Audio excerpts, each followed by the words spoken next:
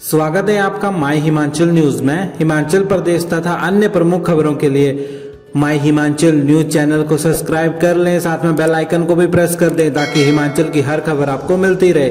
तो सबसे पहले बात करेंगे हिमाचल के कोरोना अपडेट पे। तो हिमाचल में 5 कोरोना संक्रमितों ने दम तोड़ दिया है। वहीं 250 नए मामले मंगलवार को आए हैं। महिला शिक्षक भी पॉजिटिव निकली है।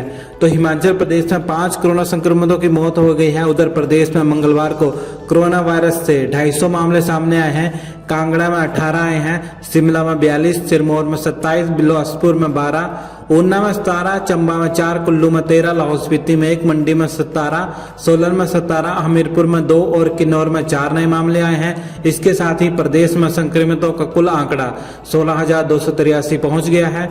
3,136 अब सक्रिय मामले हैं। अब तक 12,898 मरीज ठीक हो चुके हैं। मंगलवार को 265 मरीज ठीक हो गए हैं। प्रदेश में 224 कोरोना संक्रमितों की मौत अभी तक हो चुकी है। वहीं मुख्यमंत्री जयराम ठाकुर के प्रधान निजी सचिव RN बत्ता के कोरोना टेस्ट की रिपोर्ट पॉजिटिव आई है। मंगलवार को उनकी रिपोर्ट आने के बाद सचिवालय में हड़कंप मच गया। इसी हफ्ते चल सकती है निगम की इंटरस्टेट बसें। बड़ी खबर है ये। हिमाचल प्रदेश से बाहरी राज्यों यानी इंटरस्टेट रूटों पर बसें इसी सप्ताह से दौड़ती नजर आ सकती हैं। इंटरस्टेट रूटों पर निगम की बसों के संचालन पर राज्य सरकार 8 या 9 अक्टूबर को होने जा रही कैबिनेट की बैठक में फैसला लेगी। राज्य सरकार की मंजूरी के बाद बाहरी राज्य के लिए निगम बसों का संचालन आरंभ हो जाएगा। परिवहन विभाग द्वारा इंटरस्टेट रूटों पर बसों के संचालन के लिए SOP तैयार कर दी गई थी। विभाग द्वारा सितंबर माह के आखिरी सप्ताह के दौरान SOP को मंजूरी के लिए राज्य सरकार को भेज दिया गया था। SOP के तहत बाहरी राज्यों के लिए शुरुआत में प्रदेश के साथ लगते रूटों पर बसों का संचालन किया जाएगा। बाहरी राज्यों के लिए 60% सीटों के साथ बसों का संचालन हो सकता है। बसों में यात्रियों को सोशल डिस्टेंसिंग का पूरा ध्यान रखना होगा। AC बसों में 50% सवारियां ही सफर कर पाएंगी।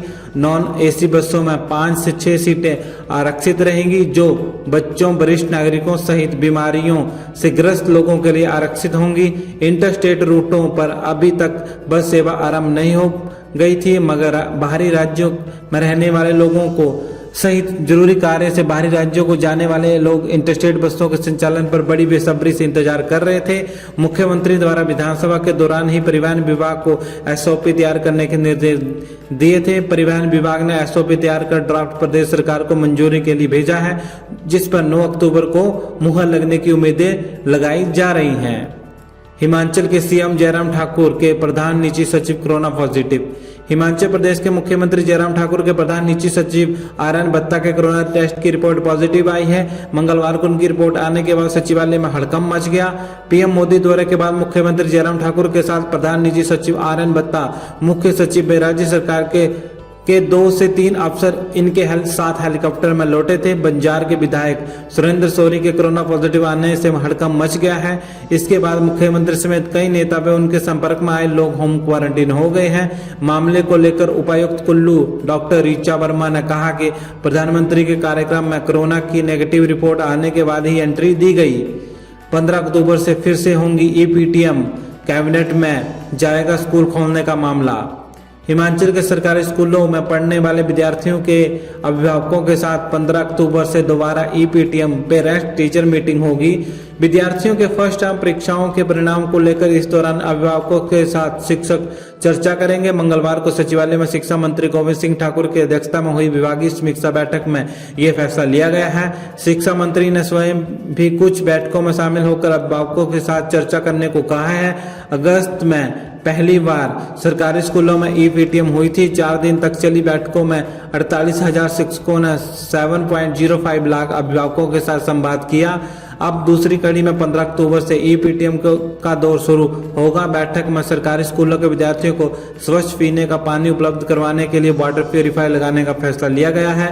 प्रदेश में 15 अक्टूबर से स्कूल खोलने और कॉलेजों में फर्स्ट और सेकेंड ईयर के विद्यार्थियों को बिना परीक्षा लिए अगली कक्षा में प्रमोट करने का मामला 9 अक्टूबर को प्रस्तावित कैबिनेट बैठक में जाएगा। विक्रमादित्य ने CM से पूछा, सौरी के संक्रमित होने की बात क्यों छिपाई। कांग्रेस विधायक विक्रमादित्य सिंह ने भाजपा पर आरोप लगाया है कि वे अपनी राजनीतिक महत्वाकांक्षा के चलते प्रदेश में कोरोना महामारी फैलाने में लगी है। उन्होंने कहा कि भाजपा नेता संक्रमित होते हुए बड़ी जनसभाओं में जाकर लोगों को इसकी चपेट में ला रहे हैं। उन्होंने कहा कि विधायक शौरी पर पुलिस में मामला दर्ज किया जाए। विधायक शौरी के संक्रमित होने की बात क्यों छिपाई गई, मुख्यमंत्री इसका खुलासा करें। उन्होंने दावा किया कि मुख्यमंत्री जयराम ठाकुर को भी शौरी के संक्रमित होने की जानकारी अटल टनल के उद्घाटन से पूर्व मिल गई थी। ऐसे में इससे छुपाना बहुत ही गंभीर विषय है। इस समारोह में देश के प्रधानमंत्री के अतिरिक्त रक्षा मंत्री, विधायक, अधिकारीगण के साथ सैकड़ों लोग शामिल हुए हैं। ऐसे में इन सब पर भी संक्रमण का खतरा पैदा हो गया है। अटल टनल रोहतांग की सुरक्षा और ट्रैफिक व्यवस्था के लिए 35 जवान तैनात हैं। 10,000 फीट ऊंचाई पर 9.4 किलोमीटर अटल टनल के उद्घाटन के बाद इसकी सुरक्षा का जिम्मा कुल्लू पुलिस ने संभाल लिया है। टनल की सुरक्षा पर ट्रैफिक कंट्रोल के लिए 35 पुलिसकर्मियों को तैनात किया गया है। भारत सरकार के अटल टनल रोहतांग को 3200 करोड़ रुपए खर्च कर तैयार कराया है। गत 3 अक्टूबर को प्रधानमंत्री नरेंद्र मोदी ने इसे देश को समर्पित किया है। कुल्लू पुलिस ने अब अटल टनल को लेकर एक एडवाइजरी जारी की है। इसके तहत टनल के अंदर बिना कारण रुकने, ओवर स्पीड, ओवरटेक करने पर कड़ी कार्रवाई की जाएगी। टनल के अंदर बिना कारण रुकने वालों पर police HP traffic control act के तहत चालान काटकर कानूनी कार्रवाई करेगी। प्रवेश परीक्षा लेने की छात्र संगठनों की मांग खारिज, मेरिट के आधार पर PG में मिलेगा एडमिशन। कोविड-19 के इस दौर में PG में एडमिशन के लिए प्रवेश परीक्षा करवाने की छात्र संगठनों की मांग को SPU प्रशासन ने खारिज कर दिया है। PG में दाखिला मेरिट के आधार पर ही मिलेगा। दरअसल छात्र संगठनों की दलील थी कि PG और UG की परीक्षाएं करवाई गई, लेकिन जब प्रवेश परीक्षा की बात आई तो कोविड का हवाला दिया जा रहा है। एंट्रेंस एग्जाम न होने से न केवल गुणवत्ता में कमी आएगी बल्कि कई महीनों से तैयारी कर रहे छात्रों के साथ अन्याय होगा। हालांकि SPU के कुलपति प्रोफेसर सिकंदर कुमार ने साफ किया है कि वर्तमान स्थिति को देखते हुए एंट्रेंस एग्जाम करवाना संभव नहीं है। देश के कई विश्वविद्यालय में मेरिट के आधार पर ही दाखिले दिए जा रहे हैं। इस दिन टेट पास करने वाले TGT भर्ती के लिए नहीं होंगे पात्र। हिमाचल स्कूल शिक्षा बोर्ड की ओर से 29 सितंबर को घोषित किए गए टेट परिणाम को पास करने वाले इन दिनों जारी TGT भर्ती के लिए पात्र नहीं होंगे।